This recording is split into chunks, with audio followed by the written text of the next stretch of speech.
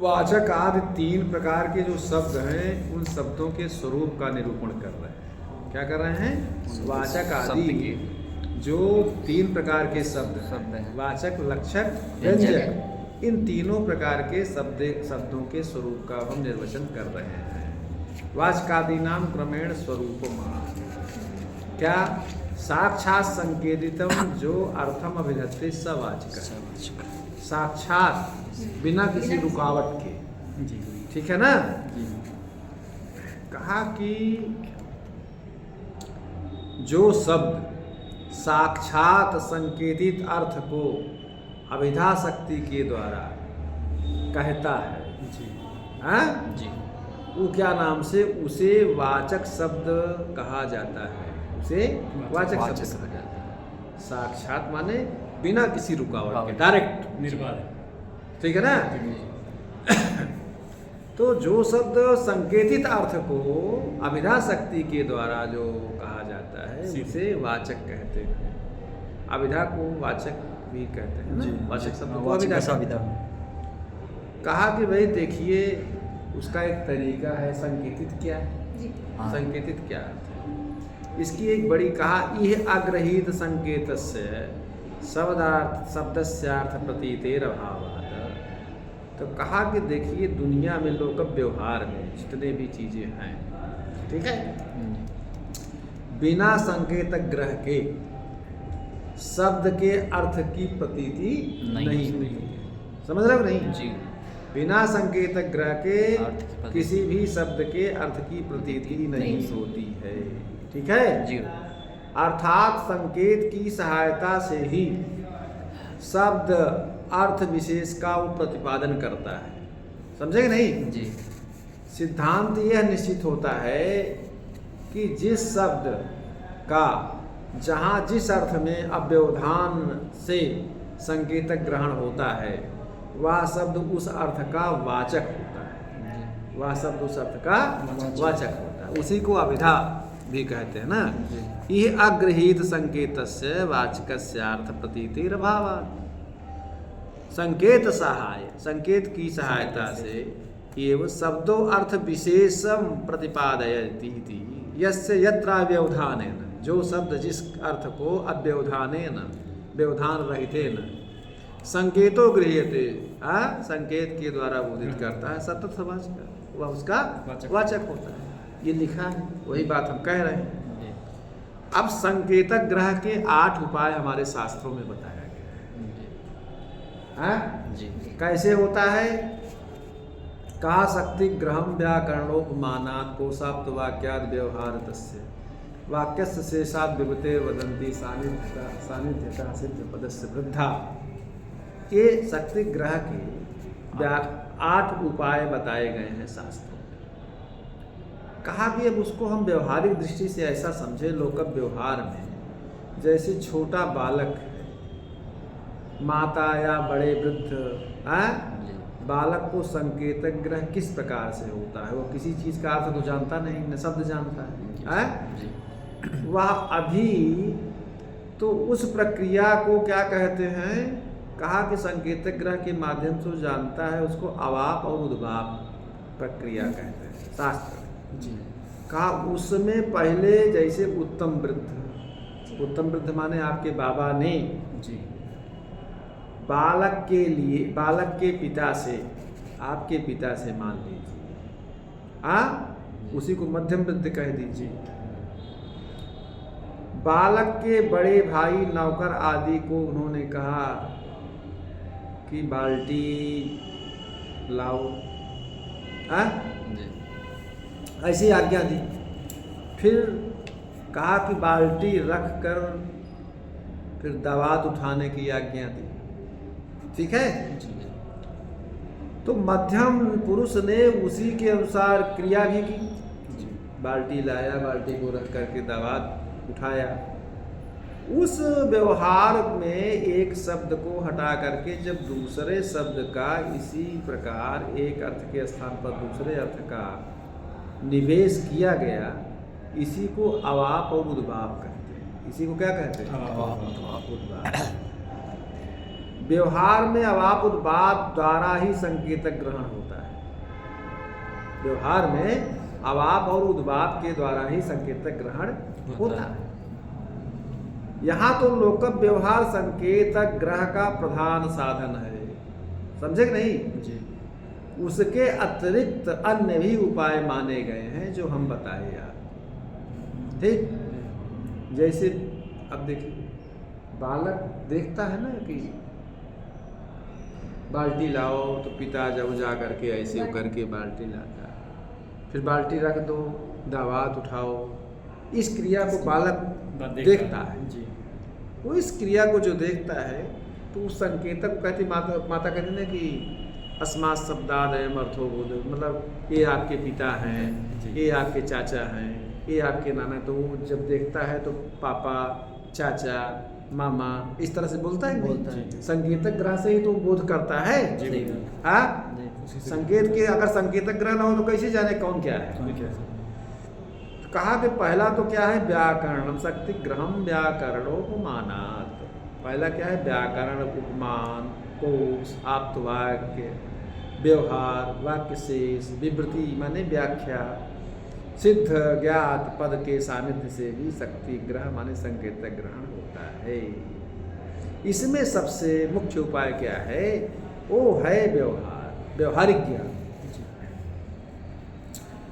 तो अधिकांश शब्दों को क्या नाम से शक्ति ग्रहण का, शक्ति ग्रह जो है व्यवहार से ही होता है। कहते हैं ना कि आदमियत कुछ और से है, इल्म है कुछ और चीज़, लाख तोते को पढ़ाया फिर भी है हमारा। व्यवहारिक ज्ञान अगर आपको नहीं है जी, तो फिर आप बेकार हो, समाज के लायक नहीं हो।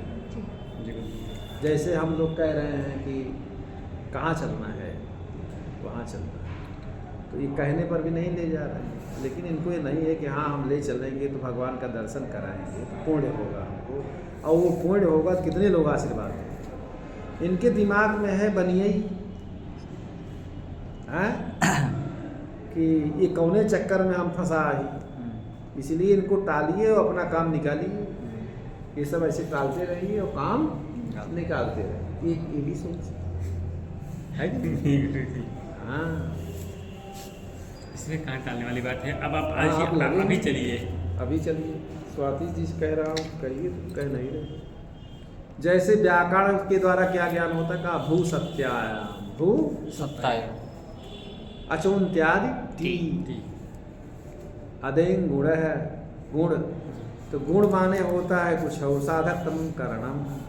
हाँ, तो भू धातु का सत्तार्थ साधक तम करणम, कर्ण पदों का संकेतक ग्रह किसके द्वारा होता है, व्याकरण शास्त्र के द्वारा। समझ रहे हो नहीं जी। अदेंग गुण है, अदेंग से गुण, जो व्याकरण नहीं पढ़ा गुण कहोगे जानेगा, टी संज्ञा नदी संज्ञा जानेगा नहीं जानेगा। इसलिए संकेतक ग्रह व्याकरण शास्त्र के द्वारा भी होता है। जी। जो व्याकरण है वो फट से जानते हैं। हाँ, यथा अब कहा कि उपमान क्या है। हाँ, ये जैसे साशांक कह रहे हैं, सुशांत कहे कि गुरु जी उपमान क्या है। कहा हमने कहा कि यथा गोस तथा गवया, गो सदस्यो गवया। तो अभी जा रहे थे जी, कहीं गाय के सदस्य लील गाय दिखाई दिया तो उनको याद आया, करे गुरु जी ने कहा था गाय के सदस्य जो था गवय, ये लील गाय है। तो ये क्या है, उपमान। उपमान प्रमाण के द्वारा भी ज्ञान आपको हुआ। जी जी, समझे कि नहीं जी हाँ, जी, उपमान के द्वारा भी ज्ञान हुआ। जो व्यक्ति गौ को जानता है, लील गाय जी को नहीं जानता है, लेकिन गौ के सदस्य गवय होता है, इस वाक्य की सहायता से गवय पद का संकेतक ग्रह हो गया ना। जी, कोश के द्वारा भी शब्दों का ज्ञान होता है। कहते नहीं कोश में लिखा आप्तवाक्य, जी, आप्तस्तु यथार्थ वक्ता रागादि वसाद विनान्यथावादी जाहिद चरके पतंजलि। आप्त को यथार्थ वक्ता कहते हैं, जी। राग आदि के वश में मिथ्या भाषण करने वाला ना हो, ऐसे जो आप्त वाक्य है वो उनके द्वारा जो पदार्थों के नामों का ज्ञान होता है वो होता है, जी, उसके द्वारा भी ज्ञान होता है। व्यवहार का उदाहरण हम आपको बता ही चुके हैं। जी, हाँ, जी, कहा वाक्यस्य शेषात्, हाँ, जी, विवृति बदलती। विवृति माने व्याख्या, जब किसी चीज का कठिनाई होती है तो उसको व्याख्या के द्वारा भी संकेतक ग्रह का साधन है। जी वाक्य शेष सिद्ध पद अर्थात ज्ञात अर्थ वाले पद की सन्निधि से अज्ञात अर्थ वाले पद के अर्थ का भी ज्ञान हो जाता है। समझे ना? जी इस प्रकार से ये सब संकेतक ग्रह के ये जो बता रहे हैं ये सब उपाय है। बात समझ में आई कि नहीं? कहा संकेतक ग्रह का विषय जी तो शक्ति ग्रह किसमें होता है यह विचारणीय विषय है। कहा कि संकेतक ग्रह के संबंध रखने वाला महत्वपूर्ण ये प्रश्न आपने किया, जिसका क्योंकि अब ये कहा कि जाति में शक्ति मानी जाए, यह प्रश्न आया है। संकेतित चतुर्भेदो जात्यादि जातिरेव वा, समझे कि नहीं? जी तो अब इसमें एक पक्ष ये है कि संकेतक ग्रह किसमें माना जाए। उसमें देखिए एक पक्ष है कि एक तो वैयाकरणों साहित्यिकों का पक्ष है, नैयायिकों का पक्ष है, मीमांसकों का पक्ष है। तो संकेतित चतुर्भेदो जात्यादि, जी जात्यादि जो है ये चतुष्टयी शब्दानाम प्रवृत्ति, ये जो महाभाष्यकार है, ये जात्यादि माने जाति गुण क्रिया यदृच्छा चतुष्टयी शब्दानाम प्रवृत्ति, 4 प्रकार से शब्दों की प्रवृत्ति होती है। तो जात्यादि ये वैयाकरणों का पक्ष है। इसके वैयाकरणों के अनुयायी साहित्य शास्त्रकारों ने उनके पक्ष को का अनुकरण किया। साहित्यिक भी यही मानता है। जी लेकिन मीमांसक क्या नाम से जाति में शक्ति मानता है। मीमांसक क्या है? जाति में शक्ति। ये समझ लीजिए। नैयायिक जो है, अब इस पर बात आएगी आगे, अभी मैं सब क्लियर करूंगा। लेकिन पहला प्रश्न है कि कोई जाति में शक्ति मानते हैं, कोई नहीं। मीमांसक जाति में शक्ति मानता है, कोई व्यक्ति में, कोई जाति विशिष्ट व्यक्ति में, ये प्रश्न आ रहे हैं। जी यद्यपि साधारण रूप से व्यवहार किसी व्यक्ति में ही होता है। जैसे हमने कहा कि रमेश को बुलाइए, जी तो रमेश क्या है? मनुष्य हैं। जी उनमें कौन जाति है? मनुष्यत्व जाति है। जी पहले मनुष्य है ना, जी तो उसमें कौन सी जाति है? मनुष्यत्व जाती है। तो कहा कि मनुष्यत्व को लाते हैं कि रमेश को लाते हैं? रमेश को लाते हैं। व्यक्ति को लाते हैं ना, यही कहने को ना। हम कहे रमेश को बुलाओ, तो जाति को नहीं लाते ना। तो ये प्रश्न हो रहा है कि व्यक्ति में संकेतक ग्रह है कि जाति में है कि साधारण। तो व्यक्ति में अगर संकेतक ग्रह, तो कहा कि व्यवहार तो किसी व्यक्ति में ही होता है कि रमेश को लाओ तो व्यक्ति का आनयन होता है, जाति का आनयन तो होता है। जी इसीलिए संकेतक ग्रह व्यक्ति में होना चाहिए, एक पक्ष। समझे ना? जी लेकिन व्यक्ति में संकेतक ग्रह मानने से क्या होगा? आनंत और व्यभिचार दोष होते हैं। समझ रहे हो नहीं? इस प्रकार के दोष होते हैं। तो जिस शब्द का जिस अर्थ में संकेतक ग्रह होता है, मैंने जैसे कहा कि नख से ले करके शिखावच्छिन्न ये जो मांसपिंड है रमेश का बोधक है, तो रमेश कहने से इस मांसपिंड का बोध हो जाए। तो वही कह रहे हैं कि जिस शब्द से जिस अर्थ में संकेतक ग्रह होता है, उस शब्द से उसी अर्थ की प्रतीति होती है। समझ रहे हो ना? जी और बिना संकेतक ग्रह के अर्थ की प्रतीति नहीं होती। बात समझ रहे हो ना? इसलिए यदि व्यक्ति में संकेतक ग्रह माना जाए, तो जिस व्यक्ति में संकेतक ग्रह हुआ उस शब्द से उस व्यक्ति विशेष की ही उपस्थिति होगी। समझे ना? ये नियम है। तो उस दशा में जैसे गो शब्द से प्रतीत होने वाली सभी गो व्यक्तियों में अलग अलग संकेतक ग्रह मानना पड़ेगा। हाँ, तो अनंत गो व्यक्तियों की कल्पना करनी पड़ेगी। तो इसीलिए अनंत शक्ति की कल्पना जब करनी पड़ेगी तो अनंत दोष होगा व्यक्ति में, यदि हम संकेतक ग्रह मानते हैं तो। समझे कि नहीं?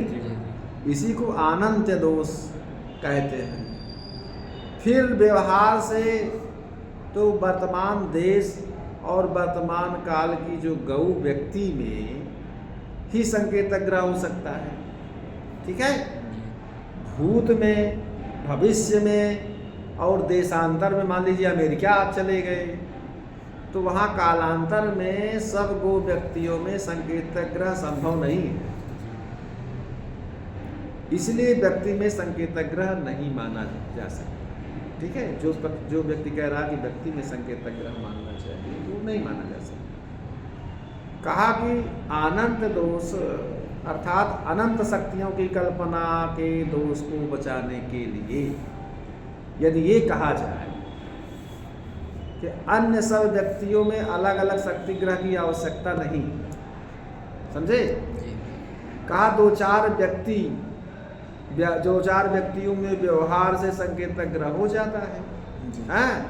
ये है तो शेष व्यक्तियों का बोध बिना संकेतक ग्रह के भी हो जाएगा, हैं? तो कहा तब तो व्यभिचार दोष हो। व्यभिचार का मतलब समझते हो? व्यभिचार का मतलब होता है नियम का उल्लंघन। जी, नियम का उल्लंघन, समझे? संकेतक ग्रह से की सहायता से ही शब्द और अर्थ की प्रतीति कराता है, यह नियम है। संकेतक ग्रह के माध्यम से शब्द जो है अर्थ की प्रतीति कराता है, ऐसा नियम है। अब यदि यह मान लिया जाए कि गो शब्द से बहुत सी गो व्यक्तियों का बोध बिना संकेतक ग्रह के भी होता है, या हो जाएगा, तो नियम का उल्लंघन हो गया ना, नियम का उल्लंघन हो गया, इसलिए व्यभिचार दोष आ जाता है, इसलिए व्यभिचार दोष आ जाएगा। इस व्यक्ति में संकेतक ग्रह मानने पर अनंत दोष तो हो ही जाता है, उससे बचने का यदि आप प्रयत्न करते हैं तो व्यभिचार दोष आ जाता है, हाँ? तो व्यक्ति में संकेतक ग्रह मानना संभव नहीं। दो दोष आ जाए, अनंत और व्यभिचार दोष। दूसरी बात ये भी है, महाभाष्यकार ने ये लिखा है कि चतुष्टयी शब्दा नाम प्रवृत्ति, हाँ? कहा कि जाति शब्दाः, गुण शब्दाः, क्रिया शब्दाः, यदृच्छा शब्दाः, चतुर्धा। कहा कि शब्द चार प्रकार से होते हैं। कहा शब्द तो नित्य, उनके कहाँ से प्रकार होने लगे, हैं? कहा शब्द के वो भेद नहीं है, शब्द की उपाधियों के भेद, समझे कि नहीं? जैसे सुशांत जो है, किसी का पिता है, किसी का चाचा है, किसी का मामा है, किसी का फूफा है, तो शब्द तो प्रशांत का थोड़ी कोई भेद, लेकिन वो उपाधियों का भेद। सुशांत वही, तो शब्द वही है, उपाधियों का, हैं? समझे ना? कहा कि देखिए चार शब्दों का विभाग जो किया गया है, तो व्यक्ति में अगर शक्ति मानते हो तो चारों प्रकार के शब्द का विभाग भी नहीं बन पाएगा, हाँ? महाभाष्यकार के वचन से भी विरोध होगा। कहा जब व्यक्ति में संकेतक ग्रह माना जाता है तो गौ, शुक्ला, चलो, दित्था आदि जो चारों शब्द का व्यक्ति का बोध होता है, तो गौ शब्द जातिवाचक है। जैसे हम जो कहे कि ये गौ है, तो अमेरिका में चला गया तो गौ बिना बताए पहचान लेगा ना, कि कहा कि ये गौ हुआ तो पहचान लोगे ना। तो कैसे पहचान लोगे? जाति से, गौ जाति से, हाँ? जाति को देख करके जाति पहचान लो, हाँ? तो गौ शब्द जातिवाचक है। अब कहा कि शुक्ला माने सफ़ेद, सफ़ेद ये क्या है? गुण है। गौ शब्द गुणवाचक भी, सफ़ेद गाय, सफ़ेद क्या है? गुण है, हाँ? क्रिया चलती है, आँख हिलाती है, ऐसे ऐसे झोंकारती है, ये सब क्या है? गाय में क्रिया भी, क्रियावाचक भी। यदृच्छा माने अपनी इच्छा से गायों का नाम रख दिया, श्यामा, चित्रा, कावेरी, तो इस तरह से गायों के नाम भी होता है। तो यदृच्छा धर्मों में ही संकेतक ग्रह मानना, इन चारों चीज़ों में ही क्या नाम से संकेतक ग्रह मानना उचित है, या सिद्धांत सुस्थिर होता है। ठीक है, इसी बात को ये लिख रहे हैं, संकेतित चतुर्भेदो जात्यादिर जाति समझे कि नहीं? जी। जात्यादि पदेन जी। जाति गुण क्रिया क्रिया यदृच्छा तो संकेतित अर्थ जाति गुण। हाँ भेदों से 4 प्रकार से होता है। जाति गुण क्रिया यदृच्छा यदृच्छा 4 प्रकार। मीमांसक में केवल जाति में ही संकेतक ग्रह माना माना है। ये आपकी बातें इतनी अभी तो हुई, लेकिन इस पर बड़ी बातें हैं। अब आगे देखिए क्या है और बता दें।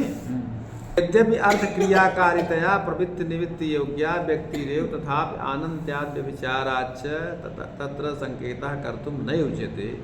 गौ शुक्लश्चलो दिथ्या इत्यादि नाम विषय विभागताम विभागो न प्राप्त होती च तदुपाधौ एव संकेत। ये तो हम पढ़ा दिए हाँ कि देखिए कि यद्यपि आनयन माने गाम आनय गाम अपनय मतलब गाय को लाओ गाय को ले जाओ इत्यादि जो अर्थ क्रियाकारिता का निर्वाहक होने से प्रवृत्ति निवृत्ति का जो व्यवहार के योग्य जो है व्यक्ति ही होता है हाँ। लेकिन व्यवहार के द्वारा होने वाला संकेतक ग्रह उस व्यक्ति में ही होना चाहिए। फिर भी आनंद और व्यभिचार दोष आ जाने के कारण हाँ ठीक है जी। उस व्यक्ति में संकेतक ग्रह मानना उचित नहीं है। ठीक इसलिए संकेत सफेद रंग शुक्ल चला चलती हुई डित्थ नाम की जो गुण जातिवाचक गुणवाचक ये सब हाँ हैं यदृच्छा संज्ञा डित्थ इत्यादि जो हैं ये शब्द के केवल व्यक्ति में ही उपस्थिति होने से इस विषय का विभाग भी नहीं हो सकता। ये सब हम पढ़ा चुके हैं हाँ।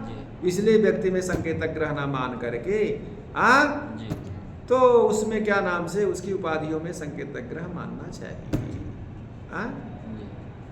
अब उपाधि के भेद द्वारा शब्दों का चतुर्विध विभाग उपाधि के भेदों के द्वारा शब्दों का चतुर्विध विभाग समझा। उपाधिश्च दुविधा उपाधि क्या है 2 प्रकार की होती है मुख्य रूप से उपाधि 2 प्रकार की उपाधि माने से आचार्य PhD उपाधि जी है। कहा कि और क्या है कहा वस्तु धर्म वस्तु धर्म ने वस्तु का यथार्थ धर्म जो जैसा रहे वैसा उसका धर्म बता। दूसरा है वक्तृ दीक्षा सन्निवेशितश्च वक्ता के द्वारा अपनी इच्छा से अर्थ में सन्निवेशित है अर्थात इनमें से वक्ता की जो यदृच्छा है इच्छा है वो सन्निवेशित उपाधि यदृच्छात्मक रूढ़ी शब्दों में ही रहती है जैसे सुशांत रमेश फलाने ये माता पिता इच्छा के द्वारा रखे वो संज्ञा रूढ़ ही रहता ना कि ये रमेश के बोधक हैं हाँ। और दूसरा वस्तु धर्म भी 2 प्रकार का होता है। वस्तु धर्म 2 प्रकार जो यथार्थ धर्म है वो वस्तु धर्म भी 2 प्रकार का होता है। एक सिद्ध रूप दूसरा साध्य। एक वस्तु धर्मों भी दुविधा सिद्धा साध्यश्च एक सिद्ध और दूसरा साध्य सिद्धो भी दुविधा समझ रहे हो नहीं। तो कहा कि एक सिद्ध होता है दूसरा साध्य होता है। साध्य रूप वस्तु धर्म क्रिया कहलाता है जो जैसे भवती पचती ये क्या है क्रिया साध्य क्रिया। और अच्छा तो इसमें असिद्ध रूप जो वस्तु धर्म भी 2 प्रकार का होता है। एक पदार्थ का प्राणपद माने जीवनाधायक और दूसरा क्या है विशेषता का आधान कराने का कारण विशेषता का आधान कारण। एक देखिए सिद्धो विदुविधा पदार्थस्य प्राणोपदो विशेषाधान हेतुश्च हाँ। तो एक तो क्या नाम से तो वस्तु का एक प्राणपद धर्म होता है दूसरा जो है क्या नाम से क्या होता है विशेषता का आधान कराने का कारण होता है। जो पहला है वस्तु का प्राणपद जो सिद्ध धर्म है वो जैसे जाति होता है वो क्या होता है जाति। क्योंकि जाति में प्राणपद है ना जैसे भर्तृहरि ने आचार्य भर्तृहरि ने लिखा उत्तम ही वाक्य पदी ये आचार्य भर्तृहरिणा कि न ही गौ स्वरूपेण गौ नाप्य गौ गोत्राभिसंधान संबंधात्व गौ। कहा कि देखिए कहा कि गौ स्वरूपता न गौ होती है न अगौ होती है गोत्र के अर्थात जाति के संबंध से ये गौ कहलाती है। हाँ, जी गौ शब्द को अगर हम कहते हैं तो गौ शब्द किस चीज का अर्थ है?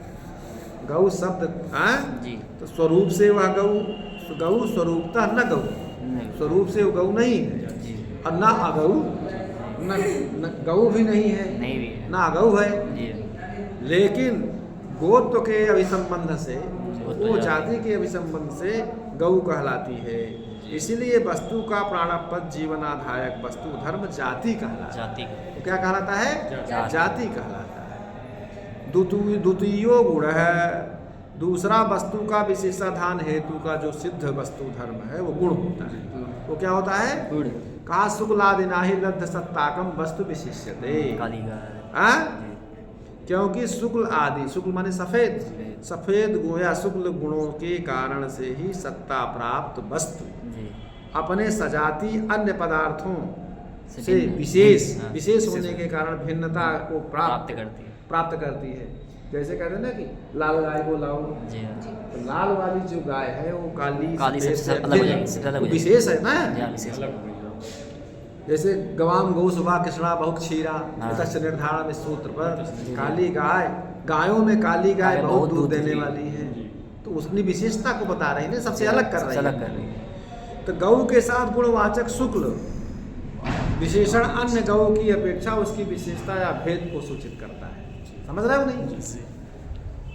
असाध्या पूर्वा परिभूता वैवाह क्रिया रूप। साध्य क्या है? वो वस्तु धर्म दाल आदि, जैसे कहते देवदत्ता के देवदत्ता पचती, देवदत्त दाल पकाता है, तो दाल पकाने का मतलब, दाल पकाने से मतलब चूल्हा को जलाकर और बटलोई रखने से उसके उतारने तक आगे पीछे जितनी भी क्रिया की जाती है, फूंकने इत्यादि से सारा जो क्रिया है, उन शब्द से, उन शब्द को क्या नाम से, उस शब्द से वो वाच्य होता है। कौन? पचती। पचती हाँ, रसिया ये क्या है? साध्या पूर्वा परिभूता वैवाह क्रिया रूपा। जी पहले जो हम कर रहे हैं बाद- और अंत अंत तक, तक हाँ, जो जितने क्रिया- भी अवयव हैं पचाने से, पचाने वो सब साध्य क्रिया के साध्य क्रिया अंतर्गत पचत। हाँ, जब तक पक नहीं जाता देवदत्ता पचत पका। डित्थादि शब्दानाम अनंत बुद्धि निग्रहजम सहित क्रम स्वरूपम वक्ता दृक्षया। हाँ, डित्थादिषु अर्थेषु उपाधित्वेन सन्निवेश्यते इति सोयम संज्ञा रूपो दृक्षात्मकः। डित्थ, किसी का नाम डित्थ रख दिया, हाँ, या श्यामा रख दिया, ऐसे किसी व्यक्ति विशेष के वाचक जो रूढ़ हो जाता ना कि श्यामा को हाको, श्यामा को बुलाओ, तो ऐसे शब्दों को स्फोट में जो हमने बताया है पूर्व में व्याकरणों का पूर्व प्रदर्शित प्रक्रिया के अनुसार पूर्व बाणानुभव जनित संस्कार सहकृत चरम वर्ण के श्रवण के अंत बुद्धि चरम के श्रवण से गृहीत होने वाला, जैसे गऊ तो गकार औकार विसर्जनीय आदि नाम से क्रम भेद से रहित बिना क्रम में बुद्धि में एक साथ उपस्थित होने वाला पदस्फोट स्वरूप को वक्ता अपनी स्वेच्छा के द्वारा डित्थ आदि पदार्थों में उसके वाचक उपाधि से सन्निविष्ट किया जाता है, सत्ता के द्वारा सन्निविष्ट किया जाता है। किसी पदार्थ या व्यक्ति विशेष का नाम रखने वाला व्यक्ति रूढ़ संज्ञा शब्द का उस अर्थ के साथ संबंध स्थापित कर देता है। जैसे हम कहते हैं सुशांत, तो सुशांत कहने से नख से लेकर के मांसपिंड तक इसका हो गया ना, तो वो जो है वो संबंध स्थापित हो गया। सुशांत कहने से नहीं का बोध व्यक्ति इस नाम से बोधित, इसी नाम से बोधित हुआ। इस प्रकार या रूढ़ संज्ञा होकर के दीक्षात्मक शब्द कहलाता है। ये दीक्षा माने माता पिता की इच्छा के द्वारा नाम रखा गया। अर्थात संकेतक ग्रह व्यक्ति में नहीं होता है, बल्कि व्यक्ति के उपाधिकृत जाति गुण क्रिया ये दीक्षा आदि धर्मों में होता है। उसी के अनुसार शब्दों के 4 प्रकार के विभाग भी होते हैं। ठीक है ना जी। और चतुर्विध विभाग की संपुष्टि महाभाष्यकार पतंजलि ने भी की है। ठीक है जी। हाँ, जैसे गौ शुक्लश्चलः डित्था इत्यादि चतुष्टयी शब्दानाम प्रवृत्ति थी महाभाष्यकार। जी कहा सफेद रंग की गाय चलती हुई, जी डित्थ नाम की जी गाय, इस वाक्य में जाति शब्द के रूप में गौपद, गुण शब्द के रूप में शुक्ल पद जी और क्रिया शब्द के रूप में चल पद, यदीक्षा शब्द के रूप में डित्थ पद का प्रयोग होने के कारण शब्द की प्रवृत्ति निमित्तित, शब्द का प्रवृत्ति निमित्त 4 प्रकार से ही होता है। ऐसा आचार्य महाभाष्यकार पतंजलि जी ने भी ऐसा कहा है, जो बहुत समीचीन है। बस ये इसमें दार्शनिक भी अंदाज है, बहुत द्वितीय उल्लास बहुत पांडित्यपूर्ण हुए है, ध्यान रखो।